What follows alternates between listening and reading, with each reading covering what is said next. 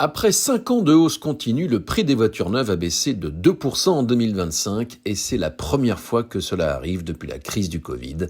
C'est ce que révèle le baromètre mis en place par l'Institut de la mobilité en transition et le cabinet C-Ways. Cette pause est la bienvenue quand on sait qu'entre 2019 et 2025, le prix des voitures neuves a augmenté de 29%, une hausse aussi spectaculaire que la chute des ventes qui a enregistré dans le même temps une baisse de 26%. Pour expliquer cette envolée qui a été supérieure à l'inflation, les constructeurs ont mis en avant le coût des composants hybrides et électriques et il y a eu aussi une stratégie délibérée de montée en gamme pour augmenter les marges. Seulement l'étude de l'IMT et de C-Ways nous dit autre chose. L'augmentation des prix s'est faite à la tête du client. Elle a progressé de 29% pour l'essence et même de 32% pour le GPL, mais elle a été limitée à 18% pour le diesel et le plus cocasse, c'est que la hausse n'a été que de 7% pour l'électrique. On a même assisté à une baisse de 4% pour les hybrides.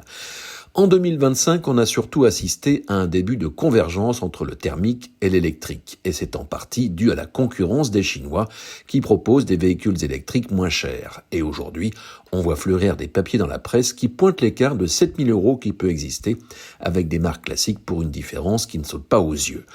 La tendance à la baisse des prix est amplifiée par les exigences réglementaires avec par exemple la fiscalité pour les flottes d'entreprises et le malus.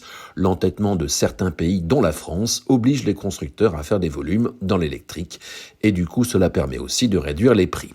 Et puis il y a un retour en grâce de la voiture abordable avec la IC3 de Citroën et la Twingo électrique. En attendant la Polo et la 2 chevaux en mode électrique, il y a une vague qui consiste à vouloir proposer des véhicules à moins de 20 000 €, voire moins de 15 000. C'est une bonne chose, mais l'étude nous apprend autre chose de terrible. La part des ménages les plus modestes dans les achats de véhicules neufs est passée de 24% en 2019 à 15% en 2025. Autrement dit, la classe moyenne n'a plus accès à l'automobile. Seul le leasing social permet d'aider les plus pauvres. Et à l'inverse, la part des 10% les plus aisés progresse fortement. Cette évolution reflète une progression inégale du pouvoir d'achat. En conclusion, le baromètre nous dit que le Made in France résiste bien, mais je ne suis pas très optimiste. Pour faire des véhicules abordables, les constructeurs européens sont obligés de s'allier avec les Chinois et je ne vois pas comment cela va sauver l'industrie et nous faire gagner en souveraineté.